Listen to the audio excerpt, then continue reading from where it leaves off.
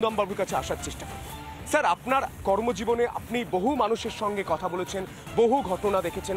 আজ যে স্পিরিটটা, আজ যে আত্মবিশ্বাসটা আমরা দেখতে পাচ্ছি বর্ডারে, যারা বাঙালিরা রয়েছেন, যারা এই বাংলার মানুষ রয়েছেন, যারা ভারতীয়রা রয়েছেন, তারা বলছেন যে বিএসএফ কে কেউ যদি কিছু করতে আসে আমরাই দেখিয়ে দেবো কত ধানে কত। খুব সত্যি খুব ভালো লাগলো এতদিন পরে মানুষ যে আজকে তাদের মধ্যে যে উদ্দীপনা দেখছি। তুমি প্রথম যে দুজন মানুষের কথা বললে, একটা হচ্ছে মিস্টার অটল বিহারী বাজপেয়ী, আপনি স্বর্গ থেকে শুনে রাখুন। আমরা ভারতবাসী, এই বাংলারবাসী বলছি যে কার্গিল যুদ্ধে যেভাবে নাকি আজকে পাকিস্তান সৈন্য একের পর এক আমার ভারতবাসী সৈন্যকে মারছিল, সেই সময় দিশাহারা হয়ে গেছিল শুধু বোফোর্স কামান, কিন্তু আপনি সেই সময় ইসরায়েলে হেল্প নিয়ে যদি না নিতেন তাহলে ভয়ঙ্কর পরিস্থিতি হতো। আর বলছো কৃষ্ণ, কৃষ্ণ কিন্তু অর্জুনকে বলেছিল যে তুমি আজকে ন্যায় প্রতিষ্ঠা করার জন্য আজকে কিন্তু রুদ্রাক্ষে মালা পরে ধ্যানে বসো না, তোমাকে ন্যায় প্রতিষ্ঠা করার জন্য মারতে হবে, আমি পাশে আছি, তুমি লড়াই করো। আজকে শীতবস্ত্র আমরা পড়েছি কেন? আজকে সাধারণ মানুষ যে গরমে পড়ে যে জামা কাপড় আজকে শীতবস্ত্র পড়েছে কেন? বাঁচার জন্য। আজকে মালদার অধিবাসী বৃন্দ, স্বরূপনগরের অধিবাসী বৃন্দ এতদিন পরে বুঝতে পেরেছে যে আগামী দিনে যে ভয়ঙ্কর চিত্রটা আমরা দেখতে পাচ্ছি under the instigation of Yusuf, তাহলে আমরা আমাদের বাড়িঘর আজকে হারাতে চলেছি।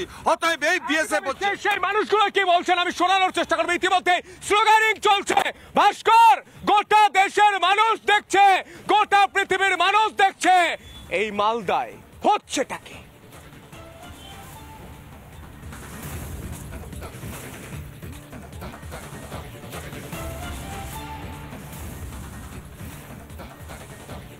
একদমই সন্তু, গোটা পৃথিবীর মানুষ দেখছে এবং আরো একবার এই বাংলার মানুষেরাই প্রমাণ করে দিলেন যে কেন একমাত্র ভারতবর্ষই হচ্ছে সেই দেশ যে দেশের সন্তানেরা তার মাটিকে মা বলে ডাকে।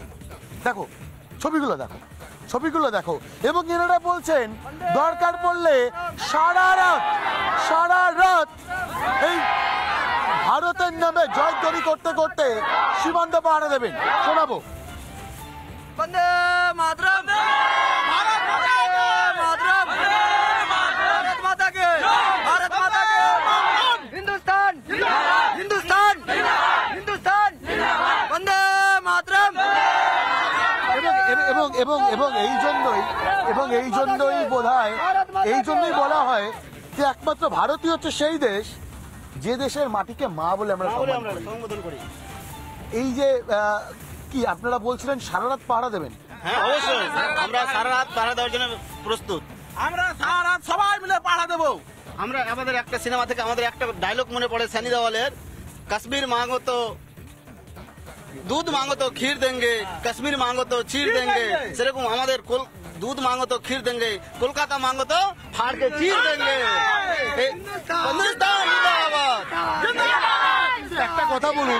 একটা কথা বলুন, তাপমাত্রা অনেকটা কম, ঠান্ডা পড়ছে, কুয়াশা পড়ছে, এর মাঝখানে বিএসএফ এর জন্য অনেকটা চ্যালেঞ্জিং।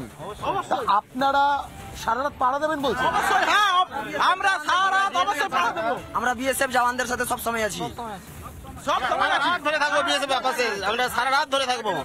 বাংলাদেশ যেন সকাল থেকে আপনারা তো এখানে পাহারা দিচ্ছেন। আমরা এই তারবাড়া না হওয়া পর্যন্ত আমরা সেই বিএসএফ এর সঙ্গেই আছি। আমরা সারা রাত ধরে থাকবো এখানে, যতদিন না তারবাড়া হচ্ছে। যতদিন তারবাড়া না হবে ততদিন আমরা গ্রামবাসী সবাই একসঙ্গে সারা রাত সারাদিন একসঙ্গেই থাকবো। কোন বাংলাদেশিকে 1 ইঞ্চিও জমি নিতে দেওয়া যাবে? জমি ওরাকে দেব না, 1 ইঞ্চি মাত্র। কার জমি? ভারতের জমি, বাংলাদেশ নেবেন? আমাদের জমি আমরাই দখল করব। একদম। সন্তু, দেখো সাফ বার্তা, দিন হোক রাত হোক, ঠান্ডা থাকুক গরম পড়ুক, যাই হয়ে যাক না কেন, ভারতের মাটি সেটাকে বাঁচাতে হবে। তার জন্য দরকারে দিনরাত এক করে। একদমই ভাস্কর, শীত গ্রীষ্ম বর্ষা ভারতীয় সেনা যেভাবে গোটা ভারতকে সুরক্ষা দেয়, ঠিক এই সময় গোটা বাংলার মানুষ এই ভারতীয় সেনা থেকে শুরু করে বিএসএফ এর পাশে রয়েছে, সেটা পরিষ্কার বুঝিয়ে দিচ্ছে। নানা ধরনের কন্টেন্ট দেখার জন্য লাইক করুন, শেয়ার করুন আমাদের ফেসবুক পেজ, সাবস্ক্রাইব করুন আমাদের ইউটিউব চ্যানেল। পাশাপাশি অন্যান্য ব্রেকিং নিউজের জন্য অবশ্যই চোখ রাখুন রিপাবলিক বাংলায়।